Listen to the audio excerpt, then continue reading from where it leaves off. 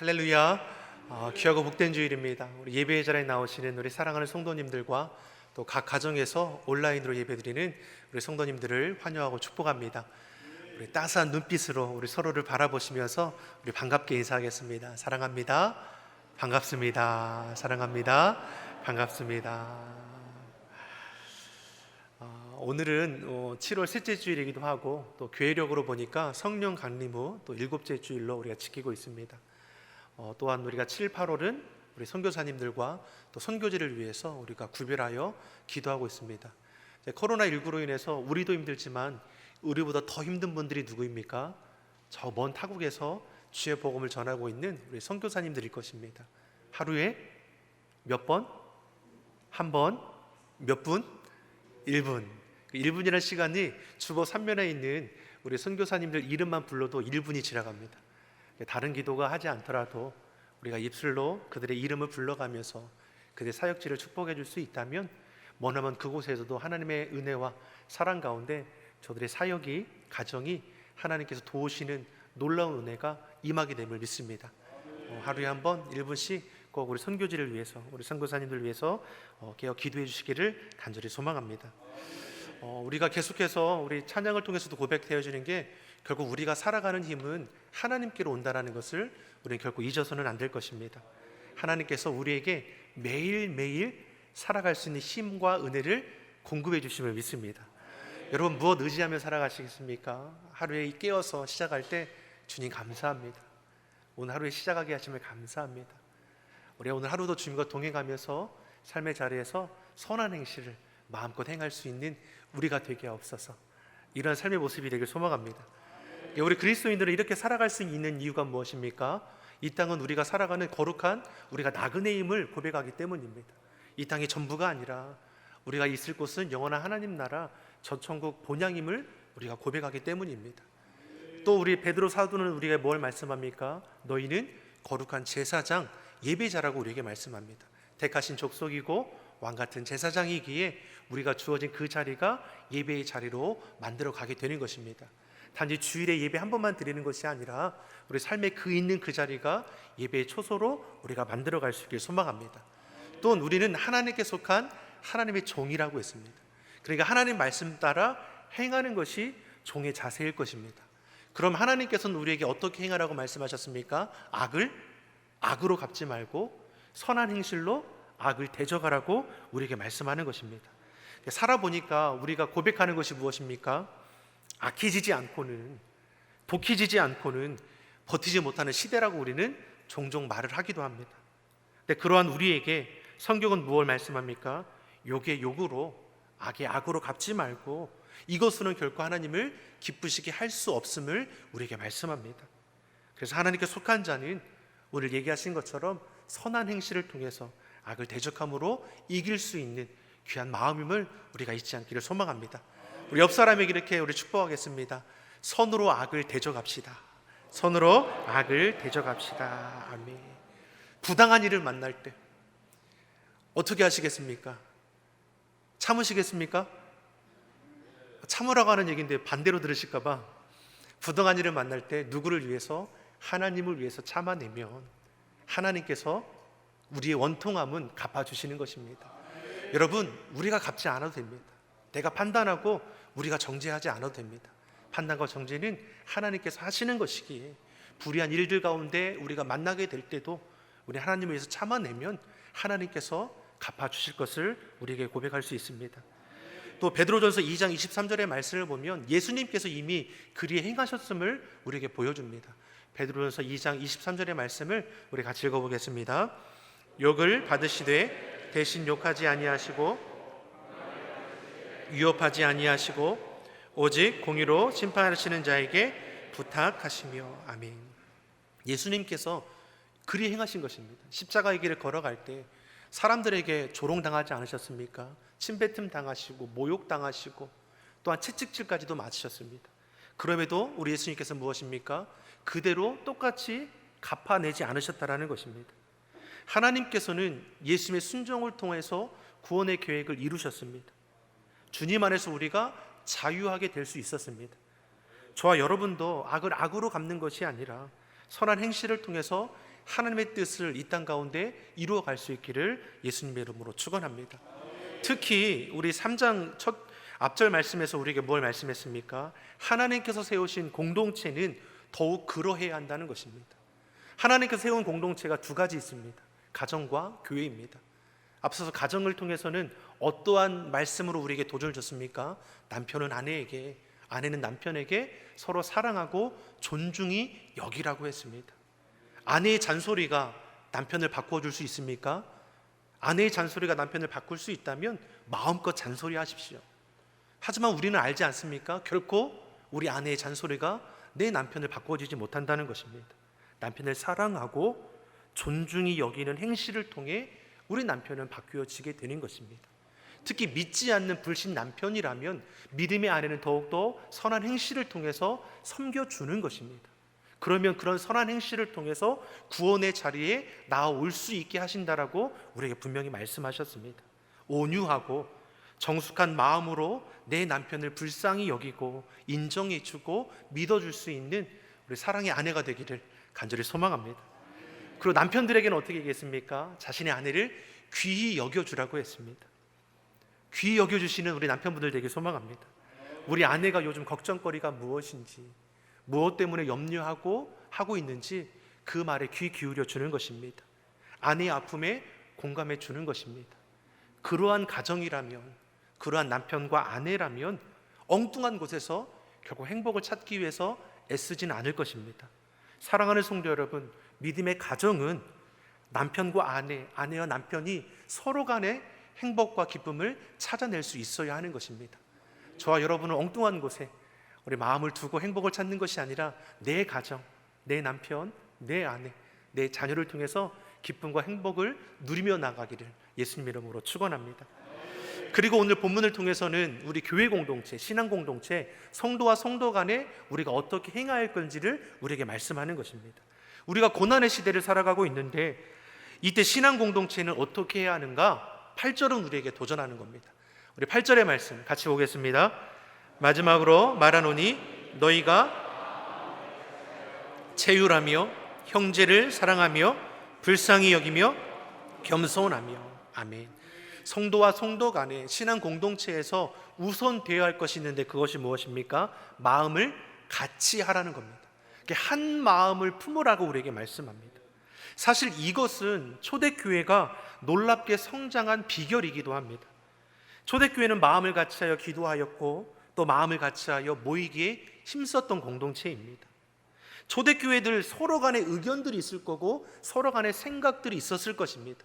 그럼에도 자신들의 의견과 생각을 앞세우지 않고 마음을 같이하여 연합할 수 있었던 이유가 무엇입니까? 이들이 앞세운 것은 하나님의 말씀이었기 때문입니다. 예수님께서 승천하시기 전에 제자들에게 명령하신 것이 무엇이었습니까? 너희들은 예루살렘을 떠나지 말고 마음을 같이하여 기도하기를 힘쓰라고 했습니다. 그럼 보혜사 성령님이 너희에게 임하셔서 너희가 앞으로 행할 것을 가르쳐 주실 거라고 했습니다. 제자들이 어떻게 했습니까? 그 말씀을 앞세워서 말씀을 따라 모여서 기도하기를 힘썼더니 성령의 충만함을 얻은 것이고 또 마음을 같이하여 모이기에 힘써서 주의 복음을 전하였더니 귀신이 쫓아나가고 병든 자들이 고침받는 놀라운 역사들이 초대교회에서 일어났다는 것입니다. 사랑하는 성도 여러분, 신앙 공동체는 세상 공동체와 다른 것입니다. 서로의 생각과 의견이 각기 다를 수 있지만 다르다는 것 때문에 분열이 일어나거나 편을 나누지 않는다는 것입니다. 세상 공동체는 어떻습니까? 편을 나누는 것을 좋아합니다. 구분 짓는 걸 좋아합니다. 여당이냐 야당이냐, 진보냐 보수냐, 좌파냐 우파냐, 편을 나누어서 대립하게 되는 것입니다. 여러분은 여당입니까? 야당입니까? 여러분 보수입니까? 진보입니까? 좌파입니까? 우파입니까? 우리 신앙 공동체는 서로의 다름을 인정합니다. 각자의 생각과 의견을 존중하고 내 생각과 의견을 앞세워서 쉽게 정죄하거나 판단하지 않는다는 것입니다. 신앙 공동체는 하나님 사랑, 하나님 말씀을 우선하는 공동체이기 때문입니다. 하나님 말씀 앞에 혹 내 생각과 의견이 부딪히게 되면 내 생각과 의견을 말씀 앞에 내려놓게 되는 것입니다. 서로의 생각과 의견이 다를지라도 하나님 사랑으로 연합하는 것이 우리 신앙 공동체입니다. 그리고 그 사랑으로 서로를 채우라고 사랑하며 불쌍히 여길 수 있도록 하라고 우리에게 권면하고 있습니다. 우리 본문 8절의 말씀을 다시 한번 우리 같이 한번 보겠습니다. 마지막으로 말하노니 너희가 다 마음을 같이하여 채율하며 형제를 사랑하며 불쌍히 여기며 겸손하며. 마음을 같이하여 채율하라고 했습니다. 여기서 채율은 함께 아픔을 겪는다는 것입니다. 비록 내가 실제로 당하는 어려움은 아니지만 상대의 아픔을 공감하면서 내 아픔처럼 여기는 것이 이 채율입니다. 신앙 공동체는 서로의 아픔을 공감해주는 공동체가 되어야 할 것입니다. 로마서 12장 15절의 말씀이 우리에게 이것을 증거해 줍니다. 로마서 12장 15절 같이 읽어보겠습니다.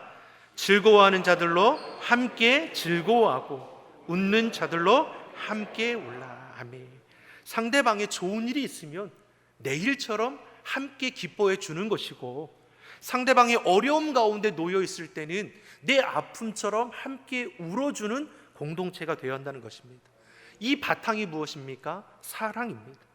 형제를 사랑하니까 불쌍히 여겨줄 수 있는 것입니다. 국률의 마음, 하나님의 마음을 닮아가는 것입니다. 예수님 당시에 가늠한 여인은 율법으로 보면 어떻게 합니까? 돌에 맞아 죽어야 합니다. 율법으로 정죄받아 마땅한 여인입니다. 가늠하다가 현장에서 걸린 이 여인을 바리새인들과 서기관들이 예수님 앞에 데리고 왔습니다. 그리고 예수님을 시험하는 겁니다. 무슨 시험을 하는 겁니까? 저 여인을 용서해 주면 율법을 어기게 되는 것이고, 율법으로 인해 정죄하면 사랑이 없는 것이 되는 것입니다. 이렇게 해도 저렇게 해도 걸려 넘어지는 시험을 예수님께 지금 하려고 하는 것입니다. 예수님께서 가늠한 여인을 앞에 이렇게 내려왔습니다.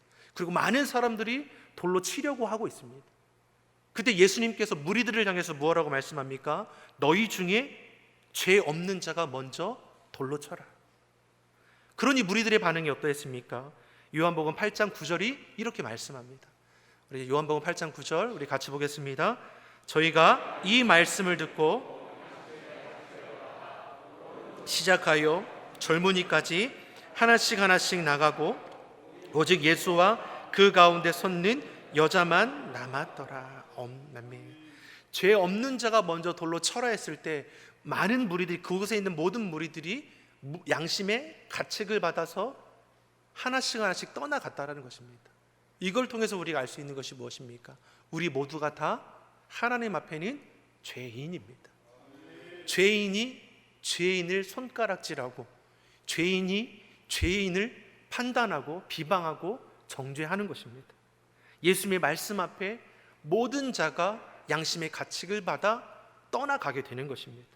그러니 누구 만났습니까? 예수님과 가늠한 여인만이 자리하고 있습니다. 예수님께서 이 여인에게 묻습니다. 너를 고소하고 정죄한 자들이 어디 있느냐? 여인이 대답하죠. 이제 아무도 없습니다. 예수님께서 이렇게 말씀합니다. 나도 너를 정죄하지 아니하노니 가서 다시는 죄를 범치 말라. 예수님은 이 여인을 판단하고 정죄하지 않으셨습니다. 그 모습 그대로 용납해 주셨습니다. 이미 이 여인은 간음의 현장에서 붙잡혀 와서 많은 무리들로 인해서 모욕과 조롱과 돌을 맞게 되는 그 공포 가운데 있었습니다. 예수님이 이 여인의 아픔을 공감해 주셨고 불쌍히 여겨 주십니다. 그리고 그 사랑 가운데 그 여인의 놀라운 변화와 회복은 일어날 수밖에 없는 것입니다. 사랑하는 성도 여러분, 이웃을 판단하고 정죄하는 것으로 결코 그 사람의 인생이 바뀌어지지 않는다는 것입니다. 우리가 할 것이 무엇입니까? 저들의 아픔에 공감해 주고 저들의 있는 모습 그대로 수용해 주면 그 삶의 변화와 회복이 일어나게 되어 있다는 것입니다. 이러한 예수님의 마음을 우리가 닮아갈 수 있길 소망합니다. 우리 안에는 서로를 판단하고 정죄하는 일이 없어지기 바랍니다. 우리에게 보여지는 모습이 전부가 아닌 것입니다. 우리가 자녀를 키울 때 부모님들이 실망하는 이유가 무엇입니까? 내 마음에 안 들기 때문입니다. 하지만 우리가 생각해야 할 것이 무엇입니까? 지금의 모습이 그 아이의 전부가 아니라는 것입니다. 하나님의 형상을 따라 지음받은 우리 사람들은 그 가치가 무한하다는 것을 우리는 꼭 기억해야 할 것입니다. 예수님께서 로마 군병들에게 붙잡혀 끌려가지 않으셨습니까? 전날에 최후의 만찬의 자리에서 너희 중에 나를 팔 자도 있고 나를 다 떠나갈 거다. 그러니까 베드로가 제자들이 결코 그런 일이 없을 거라고 하지 않습니까? 근데 그 중에서 베드로가 더욱더 담대하게 다른 제자들은 다 주를 떠나도 결단코 자신은 주님을 떠나는 일이 없겠다라고 했지만 붙잡혀 가는 중에 무엇입니까? 제자들은 하나둘 떠나가고 베드로도 먼 발치에서 지켜볼 뿐입니다. 그때 어린 아이의 너도 제자가 아니냐 사도가 아니냐 할 때 베드로가 뭘 고백합니까? 예수님을 부인하고 저주하는 일이 생기게 되는 것입니다. 그리고 나서 예수님께서 부활하셔서 이 베드로를 찾아가지 않습니까? 부활하신 예수님을 이 베드로가 대면하게 되었을 때 그 심정이 어떠했을까? 예수님께서 베드로를 정죄하십니까? 판단하십니까? 결코 그러하지 않았습니다. 묻지 않았습니까? 요한의 아들 시몬아, 네가 나를 사랑하느냐? 네가 나를 사랑하느냐? 네가 나를 사랑하느냐? 베드로가 대답하죠. 네, 이 사람들보다 더욱 예수님을 사랑합니다. 네, 예수님 사랑합니다. 네, 예수님 사랑합니다. 베드로가 회복되는 이유가 무엇입니까? 죽기까지 복음 전하다 순교하게 되는 것이 무엇입니까? 그 사랑 가운데 변화와 회복이 일어나기 때문입니다. 사랑하는 성도 여러분, 저와 여러분들도 우리 공동체를 세워나갈 때 성도가 성도 간에 사랑으로 다가갈 수 있길 소망합니다. 판단하고 정죄하기보다는 저들의 아픔을 함께 해주고 불쌍히 여겨주며 내가 할 수 있는 것으로 저를 위해서 행할 수 있는 우리 믿음의 공동체가 되기를 예수님의 이름으로 축원합니다. 우리 8절의 말씀을 우리 한 번 더 같이 한번 보겠습니다. 우리 본 8절 우리 한번 같이 보겠습니다. 마지막으로 말하노니 너희가 다 마음을 같이하여 채우라며 형제를 사랑하며 불쌍히 여기며 겸손하며. 아멘. 8절 말씀처럼 우리가 살아간다면 우리 안에 어떤 문제가 어떤 어려움이 있겠습니까? 우리 공동체가 서로를 판단하고 정죄하기보다는 서로의 아픔을 공감해주고 서로를 불쌍히 여기며 겸손히 대한다면 하나님의 나라가 이 땅 가운데 이루어지게 될 것입니다. 그리고 나서 주시는 말씀이 9절입니다. 8절 말씀처럼 이렇게 행하는 자에게 우리에게 주신 약속의 말씀이 9절입니다. 우리를 부르신 목적이 담겨 있습니다. 같이 읽어보겠습니다. 악을 악으로 욕을 욕으로 갚지 말고 도리어 복을 빌라. 이를 위하여 너희가 부르심을 입었으니 이는 복을 유업으로 받게 하려 하심이라. 아멘. 하나님이 우리를 불러주셨습니다. 저와 여러분이 이 자리에 있는 이유가 하나님이 우리를 불러주셨기 때문입니다. 그러면 하나님께서 우리를 왜 불러주셨다라고 말씀합니까? 복을 빌어주는 자, 복을 나누어 주는 자로 우리를 불러주셨습니다.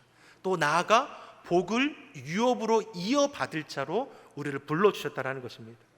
믿음의 조상, 복의 근원하면 우리는 아브라함을 생각할 수 있습니다. 하나님께서 아브라함을 부르시고 약속의 말씀, 축복의 말씀을 주십니다. 창세기 12장 2절 3절에 이렇게 말씀하십니다. 우리 같이 한번 읽어보겠습니다. 내가 너로 큰 민족을 이루고 너는 복의 근원이 될지라. 너를 축복하는 자에게는 내가 복을 내리고 너를 저주하는 자에게는 내가 저주하리니 땅의 모든 족속이 너로 인하여 복을 얻을 것이니라 하신지라. 아멘. 하나님께서 아브라함을 복의 근원으로 불러주셨습니다. 너를 축복하는 자에게는 내가 복을 주리고 너를 저주하는 자에게는 내가 저주할 것이라 했습니다. 아브라함은 복의 근원으로서 할 것이 무엇입니까? 만나는 이들에게 주의 복을 나누어 주는 것입니다. 저주하는 자를 만나더라도, 불의한 일을 자신에게 행하는 자를 만나더라도 아브라함은 할 것이 무엇입니까? 복의 근원으로서 복을 빌어주는 것입니다. 판단은 누가 하시는 것입니까? 하나님께서 하시는 것입니다. 너를 저주하는 자는 내가 갚아줄 것이니 너는 모든 경우에 나의 복을 나누어 주는 복의 근원의 삶을 살아갈 것을 우리에게 말씀하는 것입니다. 저와 성도님들이 복을 나누어주는 삶이 되기를 간절히 바랍니다. 하나님의 은혜를 나누어 줄 수 있는 자가 되기 바랍니다. 우리가 만나는 모든 사람에게 하나님의 사랑과 위로와 용기와 힘을 줄 수 있기를 바랍니다. 나를 통해서 내 가정이, 내 남편, 내 아내, 내 자녀가 복을 받는 은혜가 있기를 바랍니다. 나를 통해 내가 속한 믿음의 공동체마다 주의 사랑과 복이 흘러가기를 바랍니다. 이 말씀이 내 안에 역사하면 우리는 옆 사람에게 이렇게 고백할 수 있습니다. 옆 사람에게 이렇게 고백하겠습니다. 나 때문에 당신이 잘 될 것입니다. 나 때문에 당신이 잘 될 것입니다. 왜 그렇습니까? 우리가 하나님께 복으로 불러주셨기 때문에. 내가 복을 빌어주면 하나님께서 복되게 하실 것입니다. 그 복이 누구에게 돌아오는 겁니까? 우리에게 다시 돌아오게 되는 것입니다. 저와 여러분은 하나님의 부르신 목적을 잊지 말아야 합니다. 우리를 복을 빌어주는 자로, 복을 나누어 주는 자로, 복의 유업을 이어받을 자로 우리를 불러주셨습니다. 그러게 우리가 이 땅을 살아갈 때 악을 악으로, 욕을 욕으로 갚는 것이 아니라 선한 행실을 통해서 하나님의 나라를 이루어 갈 수 있어야 하는 것입니다. 그러한 우리에게 신앙 공동체를 이루어가는 우리 성도들에게 우리에게 주시는 말씀 가운데 조심할 것이 하나 있는데 10절의 말씀입니다. 우리 신앙 공동체의 화평을 이루기 위해서 조심할 것 10절의 말씀 같이 읽어보겠습니다. 그러므로 생명을 사랑하고 좋은 날 보기를 원하는 자는 말을 그치며 그 입술로 괴로를 말하지 말고. 아멘. 복을 이어받을 자로서 우리가 조심할 것이 무엇입니까? 그 혀를 잘 다스리라는 겁니다. 우리 입술에 정함이 있어야 합니다. 말이라고 다 같은 말이 아님을 우리는 잘 알고 있지 않습니까? 우리 입술을 잘 다스릴 수 있기를 간절히 바랍니다. 신앙 공동체가 깨어지는 것이 서로 간의 주먹다짐으로 깨어지는 것입니까? 결코 그렇지 않습니다. 신앙 공동체를 허무는 것은 부정적인 말들, 거짓된 말들, 원망과 불평의 말들이지 않습니까? 절제되지 않은 우리의 말을 통해서 우리 신앙 공동체가 훼손되고 깨어질 수도 있다는 것입니다. 왜 그렇습니까? 말에는 권세가 있습니다. 잠언의 말씀을 보니까 죽고 사는 것이 혀의 권세에 달렸다고 했습니다. 우리 말이 사람을 살리기도 하고 죽일 수도 있는 겁니다. 우리의 입술이 하나님을 찬양하고 서로를 축복해 주는 은혜의 말들이 되기를 바랍니다. 우리 안에 속이는 말들, 비방하는 말들, 무시하고 헐뜯는 말들, 이간하는 말들, 불평과 원망과 저주하는 말들은 떠나가기를 바랍니다. 하나님께서 우리를 부르신 목적을 우리가 꼭 기억하시기 바랍니다. 복을 나누어 주는 자로, 복을 받게 유업으로 이어받을 자로 우리를 불러주셨습니다. 그러한 우리는 서로 간에 어떻게 합니까? 주님의 사랑 안에서 마음을 같이 해서 서로의 아픔을 공감해 주고 불쌍히 여겨주고 겸손히 대하는 자세가 필요한 것입니다. 악을 악으로, 욕을 욕으로 갚는 것이 아니라 하나님의 부르신 목적을 알아 축복해 주는 삶을 살아가는 자가 되어야 할 것입니다. 사랑하는 성도 여러분, 우리가 만나는 모든 사람에게 하나님의 사랑과 위로와 용기를 전할 수 있기를 바랍니다. 나를 통해서 내 가정이, 내 남편이, 내 아내가, 내 자녀가 잘 되기를 바랍니다. 나를 통해서 내가 속한 믿음의 공동체를 통해서 지역과 민족과 열방을 구원하는 데 쓰임받을 수 있는 우리 신앙 공동체 되기를 예수님 이름으로 축원합니다. 기도하겠습니다. 사랑의 하나님 아버지, 죽을 수밖에 없는 죄인된 저희를 구원하여 주시고 이 땅 가운데 주의 복을 나누어 주는 자로 불러주심을 감사합니다. 우리가 주님 안에서 마음을 같이하게 하시고 서로의 아픔을 공감해 주고 귀히 여겨줌으로 시대의 얼음을 이길 뿐만 아니라 하나님 기뻐하시는 축복의 공동체를 세워가게 하여 주시옵소서. 감사드리며 예수님의 이름으로 기도합니다. 아멘.